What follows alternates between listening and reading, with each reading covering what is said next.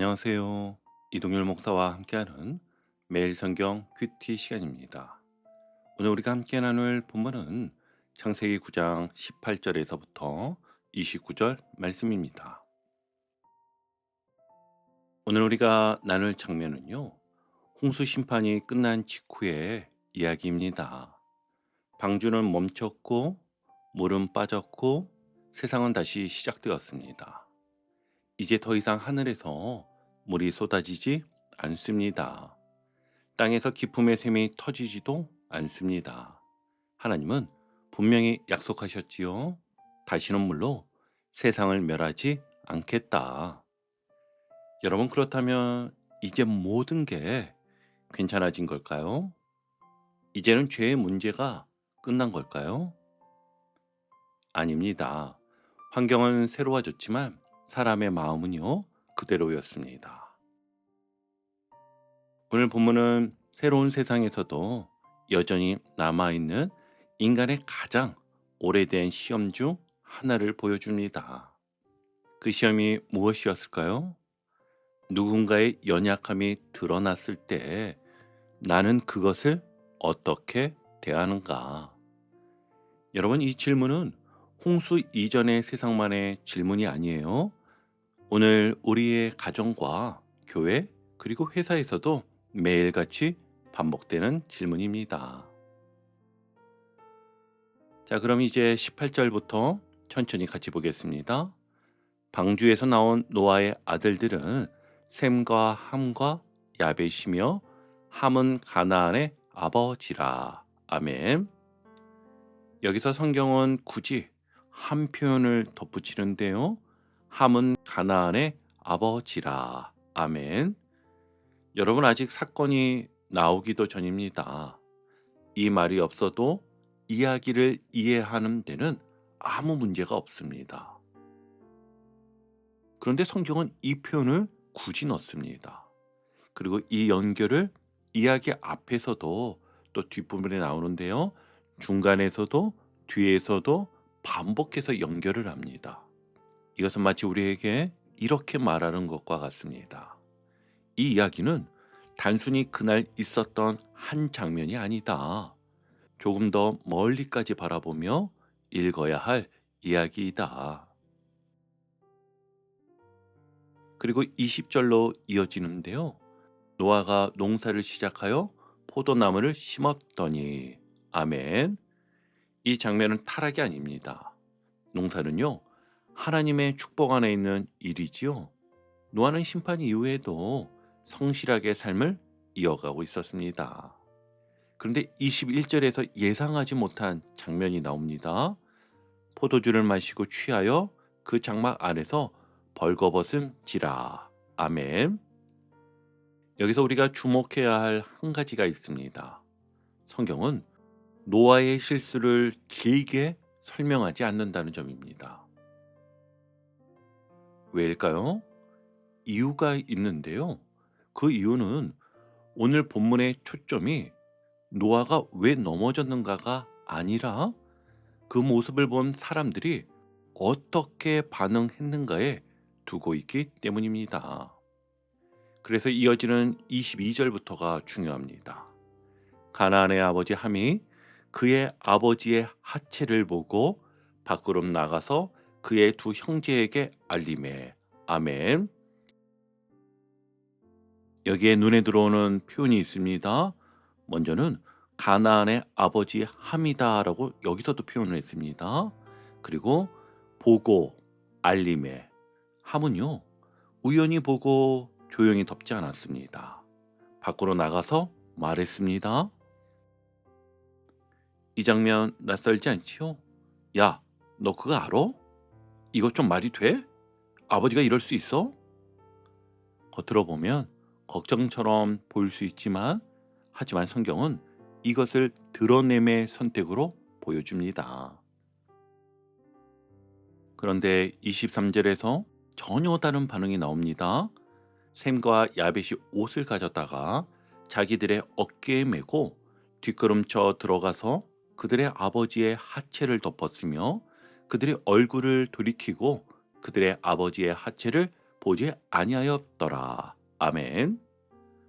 여러분, 성경이 왜 이렇게 자세히 묘사할까요? 옷을 가져다 매고 뒷걸음쳐 들어가고 얼굴을 돌이키고 보지 않으려고 애쓰고. 이건 단순한 행동 설명이 아닙니다. 마음의 태도를 보여주는 묘사인 것이지요. 같은 아버지, 같은 사건, 같은 순간이었습니다. 그런데 한 사람은 드러내는 길을 선택했고 두 사람은 덮는 길을 선택했던 것입니다. 여러분, 이 장면이 바로 우리 삶의 모습 아닙니까? 오늘 우리의 모습으로 옮겨보면 이렇잖아요. 회사에서 상사의 실수가 보였을 때 우리는 쉽게 말합니다. 이건 다들 알아야 해. 교회에서도 누군가 넘어졌다는 소식을 들으면 기도보다 먼저 대화의 방이 열립니다. 심지어 가정에서도 부모의 약점, 배우자의 실수를 이해하기보다 마음속에 조용히 기록해 둡니다. 언젠가 쓸 카드처럼요. 그래서 성경은 오늘 우리에게 묻습니다. 너는 그 순간 함의 자리에 서 있었느냐? 아니면 셈과 야벳의 자리에 서 있었느냐? 자, 이제 오늘 하루를 살아가며 우리가 실제로 해볼 수 있는 실천입니다. 지금 이 자리에서 함께 마음으로 따라해 보셔도 좋겠습니다. 제일 먼저는요, 말하기 전에 한 박자 멈추는 겁니다. 오늘 누군가의 실수나 연약함이 보이면 이렇게 스스로에게 물어보십시오. 이 말을 꼭 해야 할까? 이 말이 사람을 살릴까, 상처를 남길까? 말을 멈추는 거 그 자체가 덮음의 시작입니다. 그리고 두 번째는 이야기 대신 기도로 바꾸는 겁니다. 누군가에게 전하고 싶어질 때 방향을 바꿔보세요. 사람에게 말하지 말고 하나님께 말해보십시오. 주님, 저 사람이 아니라 제가 먼저 은혜를 기억하게 하소서. 그리고 세 번째는 잘못보다 관계를 선택하는 겁니다. 오늘 본문에서 셈과 야벳은 아버지의 잘못보다 관계를 선택했습니다. 오늘 우리도 이렇게 고백해 보길 바랍니다. 주님, 저는 옳은 사람이기보다 관계를 살리는 사람이 되고 싶습니다. 자, 여러분, 이제 24절로 가보겠습니다. 여기부터는 덮음과 드러냄이 어떤 열매를 맺는지가 아주 분명하게 드러나지요. 24절 한번 보세요. 노아가 술이 깨어 그의 작은 아들이 자기에게 행한 일을 알고. 아멘. 여러분, 성경은 참 솔직합니다. 노아가 깨어나 보니까 무슨 일이 있었다는 걸 알게 되었다는 거예요. 그런데 성경은 그 일을 자세히 캐묻도록 우리를 끌고 가지 않습니다. 오히려 성경이 집중하는 건 이거예요. 드러나는 태도가 어떤 길을 만들었는가? 덮는 태도가 어떤 길로 이어지는가? 여러분, 우리가 살면서도 그렇잖아요. 어떤 실수는 실수로 끝납니다. 그런데 어떤 실수는 이야기가 되면서 사람을 무너뜨립니다. 그래서 실수 자체보다 더 무서운 건 그걸 어떻게 다루느냐입니다. 이어지는 25절을 보면 이에 이르니 가나안은 저주를 받아 그의 형제의 종들의 종이 되기를 원하노라 하고. 아멘. 여기서 많은 분들 마음에 질문 하나가 떠오를 것입니다. 그런데요, 왜 함이 아니라 가나안이 저주를 받는 것이죠? 그렇지요? 우리도 그렇게 묻게 됩니다. 사건의 주인공은 분명 함인데 말씀은 자꾸 가나안을 연결하고 있습니다. 이걸 이렇게 이해하면 좋겠습니다. 성경은 지금 그날 있었던 한 행동만을 말하려는 게 아닙니다. 그 행동이 만들어낼 흐름, 그 흐름이 쌓여서 만들어질 분위기, 그리고 그 분위기가 어디까지 이어질지를 함께 보여주고 있는 것입니다. 함은요, 아버지의 모습을 보고 밖으로 나가서 그 이야기를 퍼뜨렸습니다. 이건 단순한 실수가 아니라 사람을 대하는 한 방식이었습니다. 그리고 성경은 우리에게 묻는 거예요. 이런 방식이 계속된다면 그 다음 세대는 어떤 분위기 속에서 자라게 될까? 그래서 성경은 이야기가 시작되기도 전에 함은 가나안의 아버지라는 이 말을 미리 붙여두었던 것입니다. 마치 이런 느낌인 것이지요. 지금 보고 있는 이 장면은 개인의 실수로 끝날 수 있는 문제가 아니다. 가정의 분위기가 되고 공동체의 문화가 될 수 있는 문제다. 여러분, 가정에서도 그렇지 않습니까? 부모를 가볍게 말하는 분위기에서 자란 자녀는 그걸 자연스럽게 배웁니다. 교회에서도 마찬가지입니다. 사람의 약점을 쉽게 말하는 분위기에서 신앙이 자라면 그 공동체의 문화가 되지요. 그래서 성경은 함을 넘어 가나안까지 이어 말하며 이렇게 경고하는 겁니다.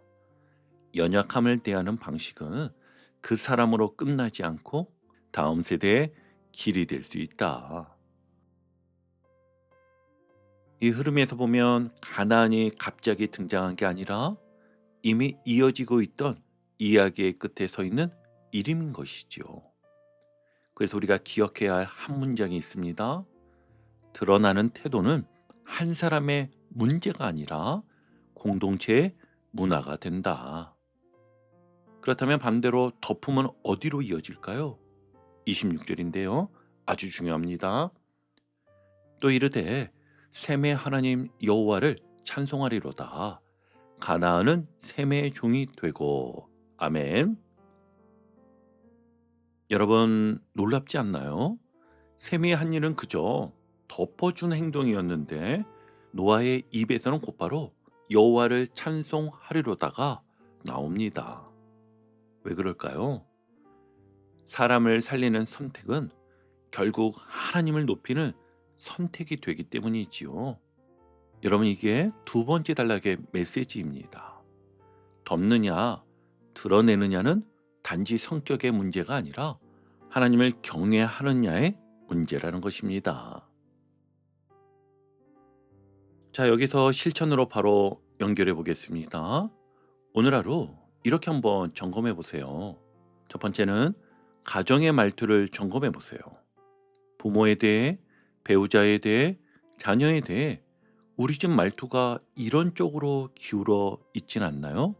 원래 그래. 또 그러네. 그럴 줄 알았어. 여러분, 이런 말투는요, 사람을 고치기보다 관계를 먼저 무너뜨립니다. 오늘부터 이렇게 바꿔보면 어떨까요? 그럴 수도 있지. 우리 함께 덮자. 지금은 회복이 필요해. 우리 같이 기도하자. 그리고 두 번째는 교회에서 기도 제목이라는 이름의 소문을 멈추시기 바랍니다. 혹시 누군가의 이야기를 기도 제목이야 라고 포장해서 전하고 있지는 않습니까? 오늘은 이렇게 한번 결단해 보세요. 내 입이 그 사람을 무너뜨리는 통로가 아니라 회복을 여는 통로가 되게 하소서. 그리고 마지막 세 번째는 회사에서 평가보다 보완을 선택해 보십시오. 누군가 실수했을 때 누구누구 탓이야부터 말하는 사람이 있고요. 내가 무엇을 도와줄까? 여기서부터 말하는 사람이 있습니다. 오늘 우리는요, 두 번째 사람이 되는 겁니다. 자, 이제 마지막 단락인데요. 그 시작인 27절부터 함께 보시면 하나님이 야벳을 창대하게 하사 셈의 장막에 거하게 하시고 가나안은 그의 종이 되게 하시기를 원하노라 하였더라. 아멘. 여러분, 여기서 핵심 표현은 이것입니다. 셈의 장막에 거하게 하시고. 장막은요, 단순히 텐트가 아닙니다. 성경에서 장막은 하나님의 임재, 예배, 언약의 자리를 떠올리게 합니다. 그러니까 이 구절은 이렇게 들립니다. 하나님이 야벳을 넓히시되 언약의 자리 안으로 들어오게 하신다. 반대로 하나님은 관계를 무너뜨리는 길은 결국 낮아지게 하신다. 여러분, 이게 성경이 말하는 복의 그림입니다. 복은 내가 혼자 커지는 것이 아니라 하나님의 장막 안에서 함께 거하는 것입니다. 오늘 우리의 삶으로 바꾸면 이거예요. 회사에서 진짜 복은 내가 혼자 승진하는 게 아니라 팀이 함께 살아나는 것입니다. 교회에서 진짜 복은요, 내가 혼자 인정받는 게 아니라 공동체가 함께 회복되는 것입니다. 가정에서 진짜 복은요, 내가 옳은 사람이 되는 게 아니라 가족이 다시 한 장막 아래 모이는 것입니다. 여러분, 덮음은 관계를 살리고 관계가 살아나면 장막이 세워지고 장막이 세워지면 복이 흐르는 것입니다. 다시 한번요. 덮음은 관계를 살리고요. 관계가 살아나면 장막이 세워지고 장막이 세워지면 복이 흐르는 것입니다. 마지막으로 28절과 29절을 보시면 홍수 후에 노아가 350년을 살았고 그의 나이가 950세가 되어 죽었더라. 아멘. 여러분, 성경이 노아의 생애를 이렇게 마무리하는 것도 의미가 있어요. 노아는 큰 심판을 통과한 사람이었지만 그 이후의 삶에서도 여전히 관계의 선택 앞에 서야 했습니다. 그래서 오늘 본문은 이렇게 말합니다. 큰 위기를 넘겼다고 해서 작은 시험이 사라지는 건 아니다. 오히려 평탄한 날에 드러나는 마음이 인생의 방향을 결정합니다. 오늘은 이 실천을 꼭 해보셨으면 좋겠습니다. 첫 번째는 오늘 하루 장막을 세우는 한 문장만 선택해 보세요. 가정에서, 교회에서, 회사에서 괜찮아. 다시 하면 돼. 너의 편이야. 같이 기도해 줄게. 내가 도와줄게. 이 한 문장이 장막을 세웁니다. 그리고 두 번째는 반대로 장막을 무너뜨리는 말을 끊어보세요. 너는 원래 그래. 내가 그럴 줄 알았어. 사람들은 다 알아야 해. 여러분, 이 말들은 진실처럼 들릴 수 있어도 관계를 무너뜨리는 칼이 된다는 걸 꼭 기억하시길 바랍니다. 이제 오늘 큐티를 정리하며 마무리하겠습니다. 여러분, 오늘 본문은 아주 분명하게 말합니다. 드러냄은 관계를 깨고 덮음은 장막을 세운다. 그리고 그 장막 안에서 복이 흐르고 하나님을 찬송하게 되고 다시 함께 거하게 됩니다. 오늘 우리에게도 똑같이 묻습니다. 여러분, 지금 내 말과 내 태도는 사람을 드러내고 있습니까? 덮어주고 있습니까? 오늘 하루 우리는 함의 길이 아니라 셈과 야벳의 길을 선택하길 바랍니다. 덮어주는 사람, 살리는 사람, 장막을 세우는 사람이 되는 것입니다. 주님께서 우리의 가정과 교회와 일터 위에 그 은혜를 부어주시기를 주님의 이름으로 축복합니다. 아멘. 오늘도 복음의 기쁨과 확신으로 승리하는 하루 되시길 축복합니다. 함께 해주셔서 감사합니다. 내일 큐티 시간에 다시 뵙겠습니다.